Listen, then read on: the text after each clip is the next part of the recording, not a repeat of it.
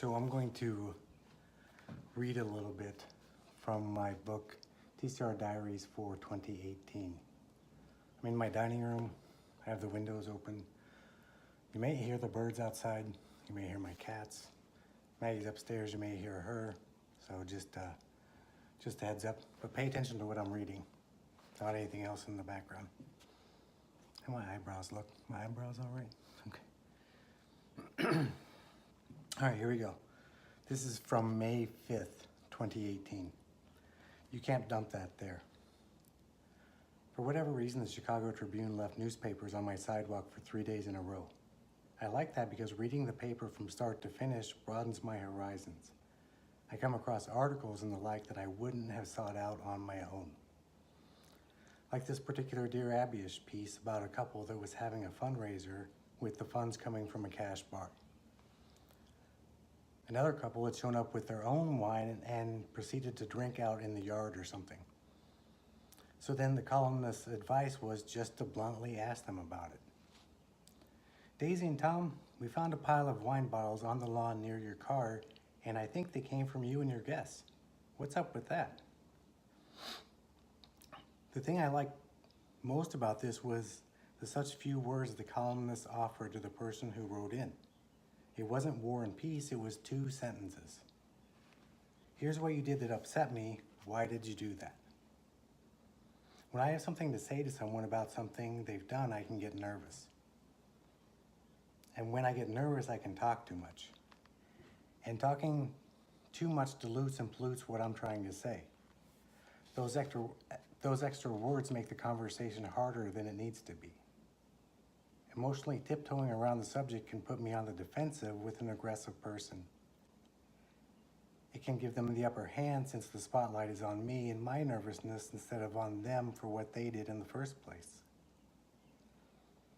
Confrontation isn't easy for passive people like me. I regularly deal with a guy who's consistently combative, who's in it to win. Well, he's in it to be right, at all costs.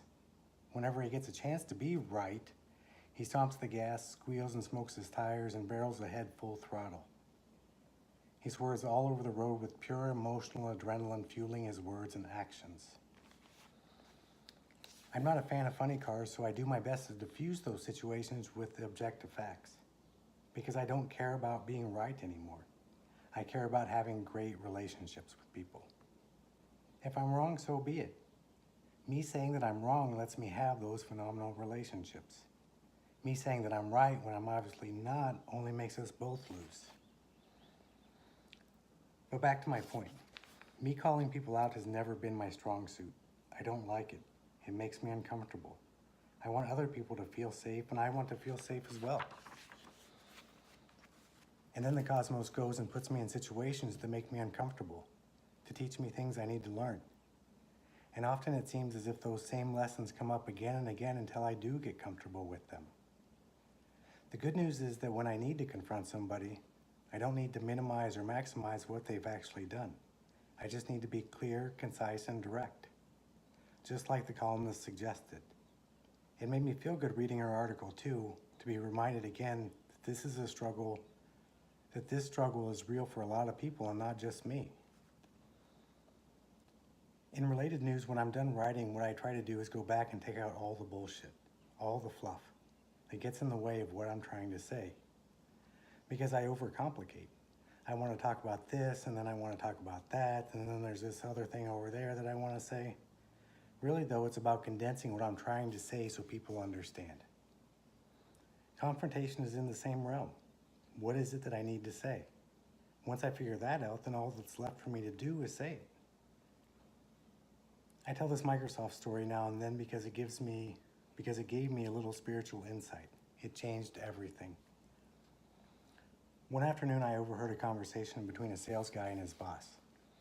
The salesman had had a hard conversation with a customer and it frazzled him.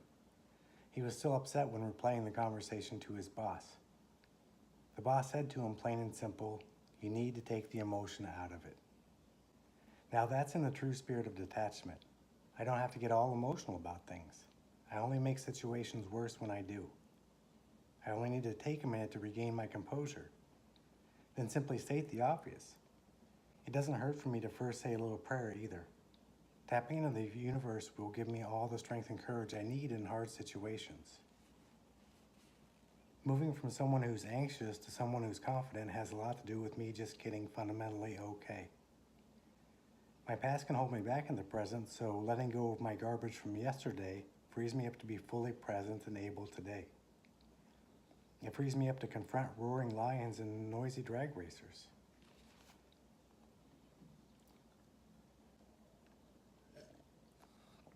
Get a drink if you need one. But still, I'm only human. So yesterday I got a little cranky with one of my neighbors. There's a retention pond behind our houses, and she's got in the habit of dumping her lawn refuge under one of the retention pond's trees. And then when I look out my back window or I'm in my backyard, I see a big pile of her yard garbage. I don't get how people can be so selfish, and it pisses me off to no end when that spills over onto me. What is it with these people? It's always me, me, me. It's like the other neighbor and her little barking dog. Why does she let him be outside barking all the time? Anyway, yesterday the first neighbor and her wheelbarrow of yard bullshit were headed over the retention pond. It was the first time I'd literally caught her in the act. When she saw me, she and her wheelbarrow did a 180 back toward her yard.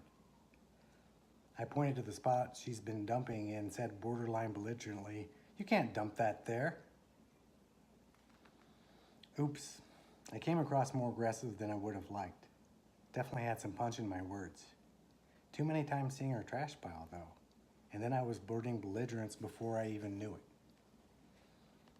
And that's where I went wrong in yesterday's confrontation. I shouldn't let emotion build up until it comes spewing out. Most importantly, I should never be an asshole when confronting someone. I need to take the emotion out of it first. It's true that sometimes people need to get a little feeling in their scolding. Seems like it motivates them a smidge more when they know what they've done has really gotten on someone's nerves or hurt their feelings. But still, everybody is human, and even though some are selfish, most people are walking around as clueless as me. What I should have done long ago is simply knocked on her door and said, "Your yard debris belongs in refuge bags and not under that tree. Please don't dump it there anymore." Yeah, that looks good on paper, but I don't know if I'm that spiritually advanced. Going to someone's house is a nice idea and all, but most likely something I'll never do. I'm not that guy. I'll never be able to bench press 200 pounds either, because that's not the kind of personality that I have. But even if I never get to be the guy who walks up and confronts a neighbor assertively after the fact, just knowing that that's the loving and true way to handle those situations makes me a bigger person. Just knowing, even if we're not capable of always doing, puts us on the right spiritual path. And I've had above average success confronting people when I just make my point in a loving manner. I'm grateful that the people in my life aren't jerks, don't mean to be an asshole any more than I do. Believe it or not, the majority of people are receptive to hearing that they've made a mistake. And then they feel bad just as I do, just as we're all supposed to when we screw up. Dropping the ball is all part of being human. It's how we learn and grow and become better people, become more than who we've always been. So that's one of the entries in my book. Hope you enjoyed listening.